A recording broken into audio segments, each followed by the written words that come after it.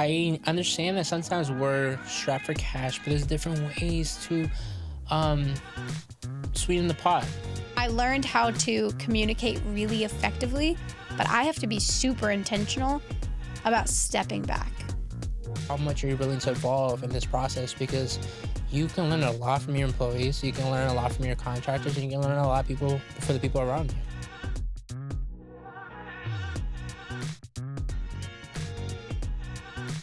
Welcome back to the Journey Podcast. I'm your co-host, Emma Jackson. And I'm Jose. How you doing today? And today we're doing part 2 on really talking about soft skills it takes to build a team to hire the right people. So let's talk about it.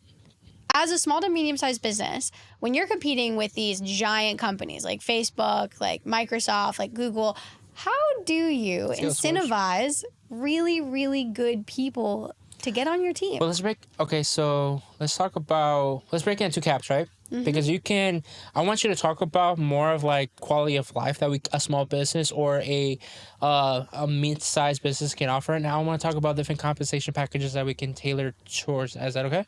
Yeah. So let's talk about your side first, because I think it'll go hand in hand with mine. Okay, yeah. A big part of, if you are a smaller business and you're trying to compete with the big guys and you want to attract really top talent, the first thing is make sure that you get people to buy in on your vision. So have it loud and proud. A lot of people actually want to work for businesses that have a unique culture, that have, a vision and drive, and they honestly would rather be a part of a smaller team anyway.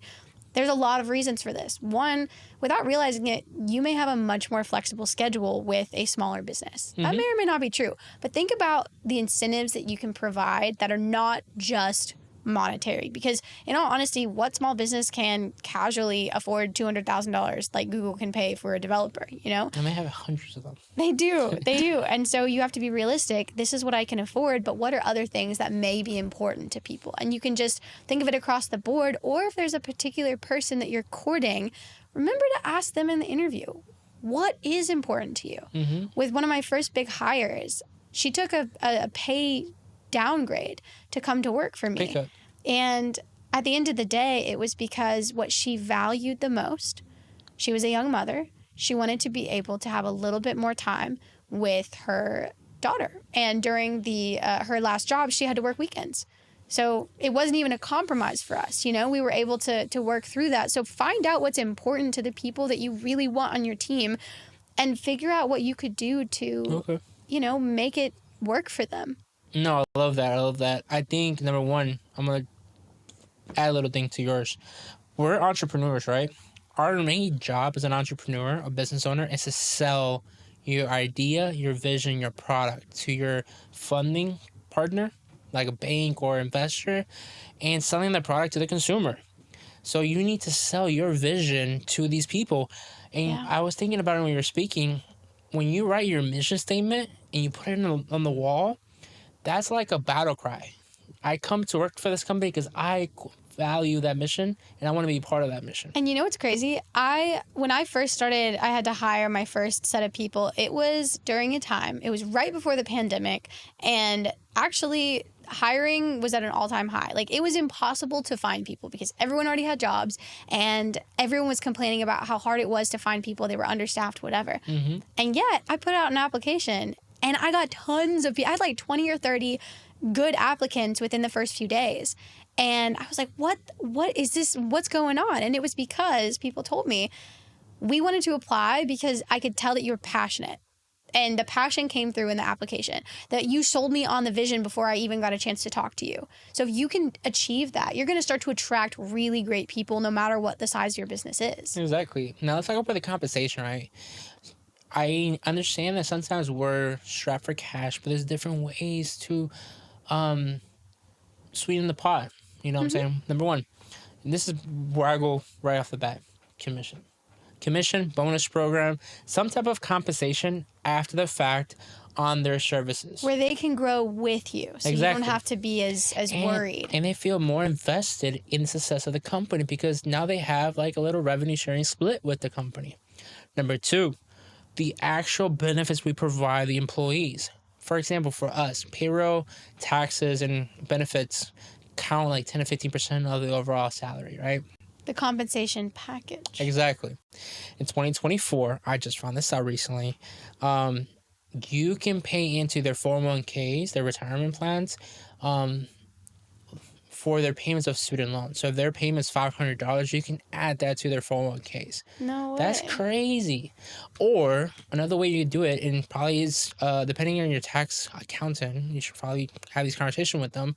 You can reimburse them for their student loans. You got to feel me on a smaller scale.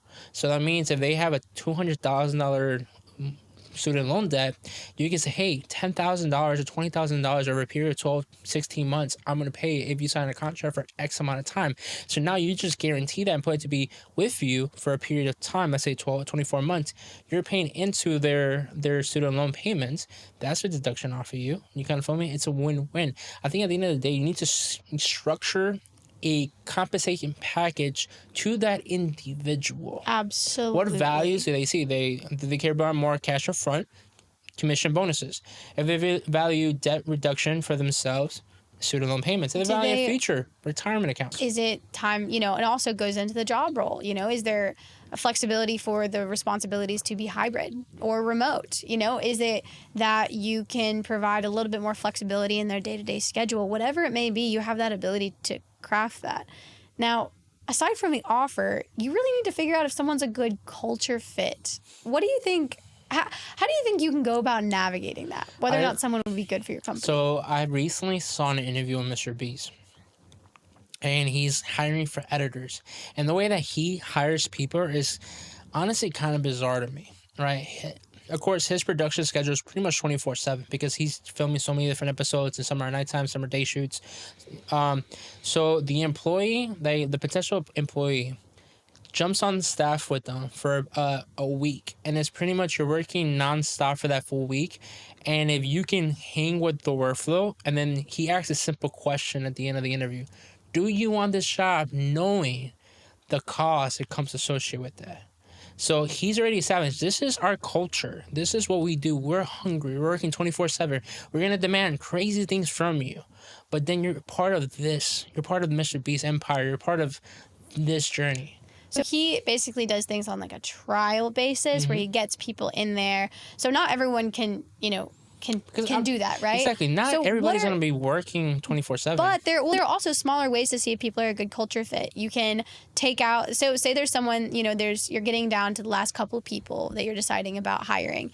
Take them to lunch with your team, and don't be there yourself. Like, actually, the team that they would be working with, have them take them to lunch, have them spend the afternoon with them, go about their everyday life. If there's more interaction that you can have and really see if they would be cohesive with the values, with the way that people communicate on your team, I think it'll be better. Yeah, I remember when I worked for Cash America back in the day, we had a 4-hour kind of trial period. They come into the store, they shadow an employee for 4 hours, and then we make them an offer at the end of the 4 hours. Like, yeah, you're a great fit. No, you're not a great fit. I think that's honestly the same thing a lot of people do in different levels. I guess it comes out, is it worth for you to figure that out? And at the end of the day, it is, because you want to have a team that really you're all on the same page. But in order for you to understand if someone is a good culture fit, you also have to understand what your culture is, what your values are as an institution. What matters to you. Yeah, do you know any good resources people can use? Because I know for me and you, we went through a couple of different books. What about, do you know any good resources people can use? There's a lot. Fun fact, I am really bad at talking about or understanding emotions. A lot of times I don't have the vocabulary. Atlas of the Heart is a really good book by Brené Brown, where she talks about this giant spectrum of emotions and identifies them. And you might say, what does emotions have to do with like running a business? Or, it has everything to do. Mm-hmm. And throughout that whole process, it's like not only understanding emotions, but understanding situations and being able to say, oh, this is important to me. I want to feel this way at work. I do, our teams thrive when they feel like this. So that is a good recommendation for me, to understand, have the vocabulary to know what kind of workplace you want to have. Is it calm? Is it thriving? Is it hustle? Is it excited? Is it passionate? Like, get those words down. Mm-hmm. And then start to draw in those people and have those conversations, because at the end of the day, you have to know what kind of culture you have. For me, the book that really kind of opened my mind to culture in a company is Three Things the CEO Does. I think that's the title of the book. I can't fully remember right now. But in that book, that pretty much determines like, hey, you need to build a culture that let people come to you. That they're not scared, like you're the CEO, oh, he's my boss's boss. I can't talk to him. No. I want to open door policy. I want to make sure that people feel comfortable to talk to me in the hallways and you know what I'm saying? Maybe not in the restrooms, but in the hallways for sure, on the break areas. But I want to make sure that our culture is one welcoming to they understand. I want them to believe for us and I'll believe for them. So it's like a give and take. So identifying the culture is probably the hardest thing you could do, but at the same time, it's probably the most important thing you could do. Heck yeah. And aside from culture, you also have to choose a team member that can communicate well with you. And not just communicate well, but communicate with you in a way that you understand or the way that your team functions. So now that we've talked about whether or not, how to identify if someone is a good culture fit, let's talk about the importance of making sure they can communicate effectively with leaders and also their team members. For me, it's been hard because I'm not a good communicator. I would say I'm not a good communicator. Because I feel like my brain runs 100 miles per hour, my mouth can't keep up. So when I'm identifying a good communicator, for me, it's number one, I think, like you said, we need to ask them how they want to be communicated. Like, they understand what I'm trying to say? Number two, for me personally, it's really important that the person that I'm speaking to or potentially going to hire, we have like an ebb and a flow. For example, like me and you, sometimes you don't understand what's going through my mouth. You're like, yeah, I got you. I'm going to do this. You got to feel me? It's like that support system to help me move forward. And then at the same time, it's like if we're communicating effectively, maybe it might not be with our dialect, but our body language. And so when you're getting to the point where you're hiring for individual teams, it's not just about you, the hiring manager or the CEO or the leader. It's making sure that that person can fit into that team dynamic really well. So put together environments just like you would for the culture fit. See if they can communicate effectively. See if there is that ebb and that flow within those teams. Because communication is by far and above one of the hardest things. I mean, it's ingrained into who we are. And if there's a communication mismatch, that's really hard to fix. Yeah, I think that's probably the most important thing. Make sure that you have a cohesive environment for both parties.